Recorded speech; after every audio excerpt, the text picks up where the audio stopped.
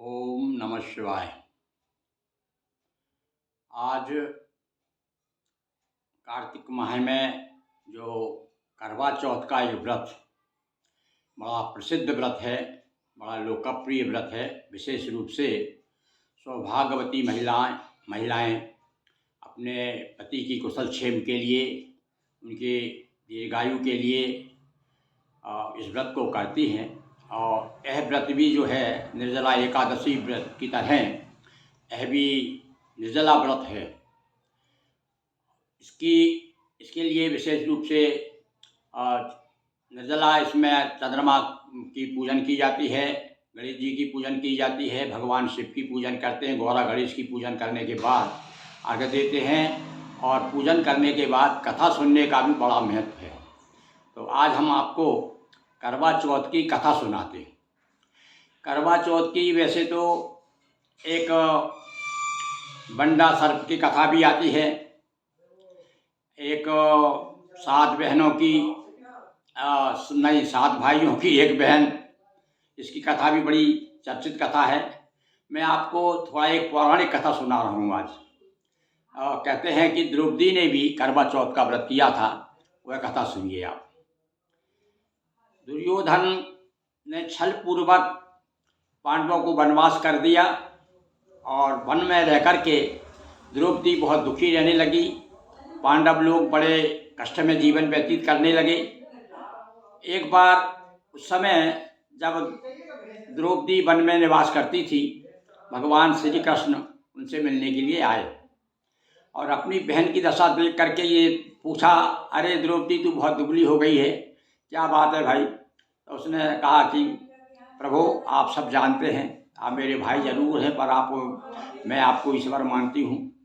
आपको सब मालूम है कि मेरी क्या स्थिति है, मैं बहुत दुखी हूँ और हमारा पूरा परिवार बड़ा कष्ट में है। तब भगवान श्री कृष्ण ने कहा, द्रौपदी तुम करवा चौथ का व्रत करो।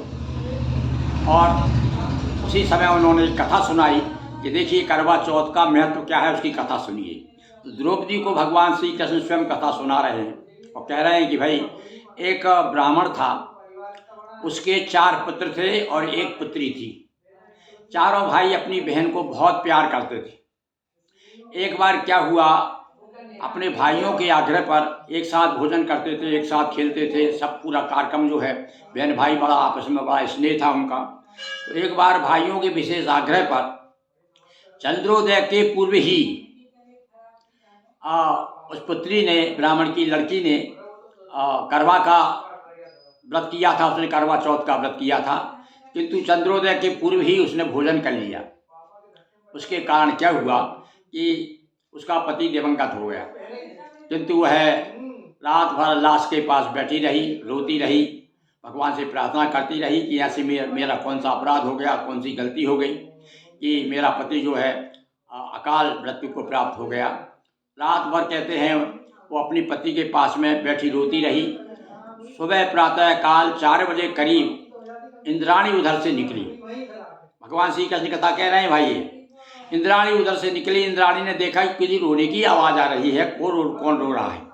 तो उधर से आने के बाद इंद्राणी इसके पास में गई और पूछा, आप बेटी तुमको क्या तकलीफ है, तुम क्यों रो रही हो? तो उसने बताया कि मेरा पति अचानक इसका देहांत हो गया है उनका, और मैं इनके बिना जीवित नहीं रह सकूँगी, या तो ये जीवित हो जाए या नहीं तो मैं अपने प्राण त्याग दूँगी। तो इंद्राणी बड़ी उसकी भक्ति देख करके पति के प्रति इतनी समर्पित है कि रात भर इसके पास बैठी रोती रही। तो बड़ी दयाद्र होते हैं देवता लोग। तो इंद्राणी ने प्रसन्न होकर के और उसको जीवित कर दिया। उसके बाद किंतु उसे संकल्प ले लिया कि तू अब एक काम कर, तेरा ये चौथ का व्रत खंडित हो गया है, तू संकल्प ले कि आजीवन ये करवा चौथ का व्रत करेगी। तब उसने ये सब संकल्प जो ही संकल्प लिया, संकल्प लेते ही उसका पति जीवित हो गया। तो इस प्रकार से हे द्रौपदी, भगवान श्री कृष्ण कहते हैं तू भी करवा चौथ का व्रत कर। इसके व्रत करने से तेरे संकट दूर होंगे और निश्चित रूप से जो करवा चौथ के जितने भी परिणाम हैं वे सारे शुभ परिणाम तुझे जीवन भर मिलते रहेंगे। इस प्रकार से यह कथा भाई ये बताती है कि सौभाग्यवती स्त्रियों को अपने पति की सुख शांति के लिए, सुख वैभव के लिए, दीर्घायु के लिए और परिवार में सुख शांति के लिए यह चौथ का व्रत, ये चौथ का व्रत विशेष रूप से भगवान गणेश का व्रत है, क्योंकि गणेश चतुर्थी होती है तो गणेश जी को भी विशेष रूप से पूजन की जाती है इस दिन। और भगवान गणेश जब प्रसन्न हो जाते हैं, और ये चतुर्थी जो तिथि है ये भी बड़ी महत्वपूर्ण है। तो इस प्रकार से आज हमने आपको ये करवा चौथ का व्रत बताया। निश्चित रूप से आप लोग जब भी व्रत करें तो इस कथा को जरूर सुनें। इससे सुनने से, कथा सुनने से भी बहुत फल प्राप्त होता है और व्रत की सिद्धि मिलती है, मनोरथ पूर्ण होते हैं।